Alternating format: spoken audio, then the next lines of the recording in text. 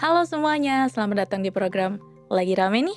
Tempat kita bahas isu-isu panas, tajam, dan seringkali nggak banyak dibahas secara mendalam. Saya Pulinatia Kanti, dan kali ini kita akan membahas tekanan ekonomi yang bikin pusing kita semua. Dalam beberapa pekan terakhir, masyarakat menghadapi dua kabar yang sama-sama tidak menyenangkan.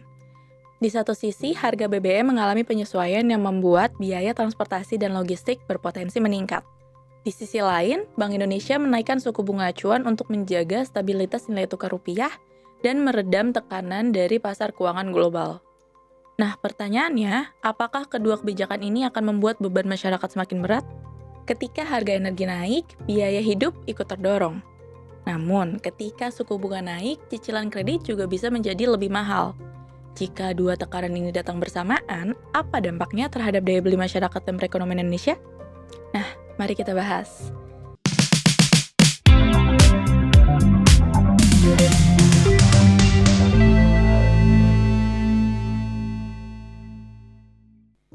BBM naik, efeknya tidak hanya di SPBU. Ketika mendengar harga BBM naik, banyak orang berpikir dampaknya hanya terasa saat mengisi bahan bakar kendaraan. Padahal kenyataannya jauh lebih luas. BBM adalah komponen penting dalam rantai distribusi barang. Truk pengangkut sembako, kendaraan logistik, kapal pengirim barang, hingga jasa transportasi semuanya bergantung pada bahan bakar. Artinya, ketika harga BBM naik, biaya operasional pelaku usaha juga ikut meningkat. Kenaikan biaya tersebut biasanya tidak berhenti di tingkat perusahaan. Sebagian akan diteruskan kepada konsumen dalam bentuk harga barang yang lebih mahal. Nah, inilah yang dikenal sebagai efek berantai atau multiplier effect. Misalnya, harga sayuran yang dikirim dari daerah produksi ke kota besar bisa naik karena biaya transportasi meningkat. Nah, begitu pula dengan harga bahan bangunan, produk manufaktur, hingga tarif jasa tertentu. Bagi masyarakat berpenghasilan tetap, kondisi ini menjadi tantangan tersendiri. Sebab ketika harga kebutuhan pokok naik lebih cepat dibandingkan pertumbuhan pendapatan, daya beli akan tergerus. Yang menariknya, kenaikan harga BBM seringkali menjadi sinyal bahwa pemerintah sedang berusaha mengurangi tekanan fiskal akibat beban subsidi energi yang semakin besar. Dari sisi negara, langkah ini bisa membantu menjaga kesehatan anggaran. Namun, dari sisi masyarakat, dampaknya bisa langsung terasa dalam kehidupan sehari-hari. Dan ketika inflasi mulai meningkat akibat kenaikan harga energi, muncul tantangan berikutnya yang harus dihadapi oleh otoritas moneter, yaitu menjaga stabilitas ekonomi dan nilai tukar rupiah.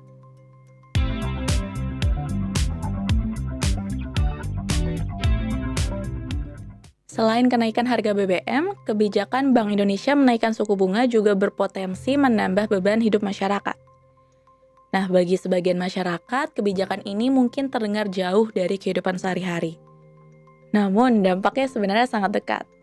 Suku bunga acuan adalah semacam harga uang dalam perekonomian. Jadi ketika suku bunga naik, biaya pinjaman menjadi lebih mahal.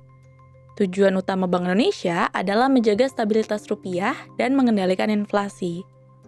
Saat investor global lebih tertarik menyimpan dana dalam aset berdenominasi dolar AS yang menawarkan imbal hasil tinggi, negara berkembang seperti Indonesia berisiko mengalami arus modal keluar. Jika modal keluar terlalu besar, nilai tukar rupiah bisa melemah. Ketika rupiah melemah, harga barang impor menjadi lebih mahal, yang akibatnya tekanan inflasi bisa semakin besar. Nah, karena itu, Bank Indonesia menaikkan suku bunga agar aset keuangan Indonesia tetap menarik bagi investor dan rupiah lebih stabil. Namun, kebijakan ini tidak datang tanpa konsekuensi. Bunga kredit perbankan berpotensi ikut naik. Perusahaan yang ingin ekspansi harus menghadapi biaya pinjaman yang lebih tinggi.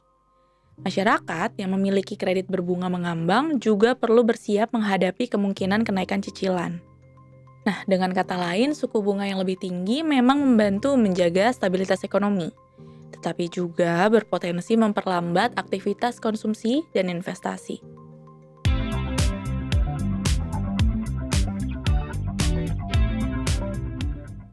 Nah, inilah bagian yang paling menarik. Apa yang terjadi ketika harga BBM naik bersamaan dengan kenaikan suku bunga? Jawabannya adalah tekanan ganda terhadap daya beli masyarakat. Dari satu sisi, masyarakat menghadapi kemungkinan kenaikan harga barang dan jasa akibat biaya energi yang lebih tinggi. Nah, di sisi lain, biaya pinjaman dan cicilan juga berpotensi meningkat. Bayangkan nih, ketika sebuah keluarga yang memiliki cicilan rumah, cicilan kendaraan, dan kebutuhan rutin bulanan. Jika biaya transportasi naik, harga kebutuhan pokok ikut naik. Sementara, cicilan juga berpotensi bertambah. Ruang keuangan keluarga menjadi semakin sempit. Dampaknya juga tidak hanya dirasakan rumah tangga. Pelaku usaha kecil dan menengah juga menghadapi tantangan serupa.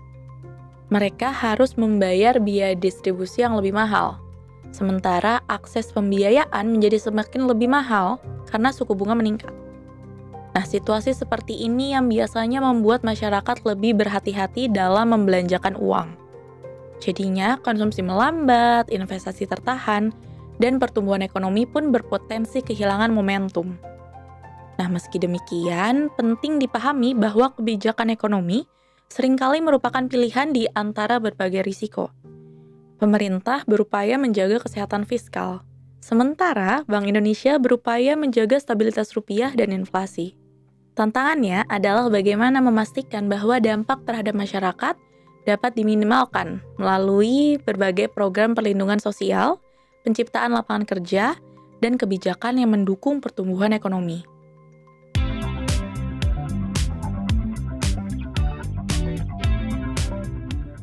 Jadi, kenaikan harga BBM dan kenaikan suku bunga sebenarnya bukan dua peristiwa yang berdiri sendiri. Keduanya saling berkaitan dalam upaya menjaga stabilitas ekonomi nasional di tengah berbagai tekanan global.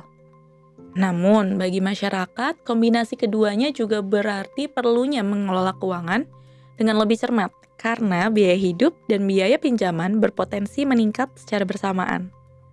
Lalu, menurut kalian, apakah kenaikan suku bunga dan penyesuaian harga BBM saat ini merupakan langkah yang tepat untuk menjaga ekonomi Indonesia? Nah, kalau kalian punya pendapat atau pandangan tentang topik ini, jangan ragu untuk tulis di kolom komentar ya. Dan jangan lupa untuk like dan subscribe supaya kamu nggak ketinggalan episode-episode menarik lainnya. Saya Pulinatia Kanti, sampai jumpa di episode selanjutnya. Tetap kritis, tetap waras.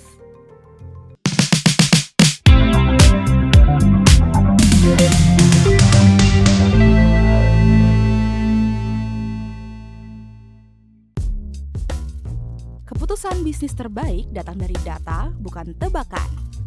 Mudah berlangganan Business Insight dengan subscribe with Google.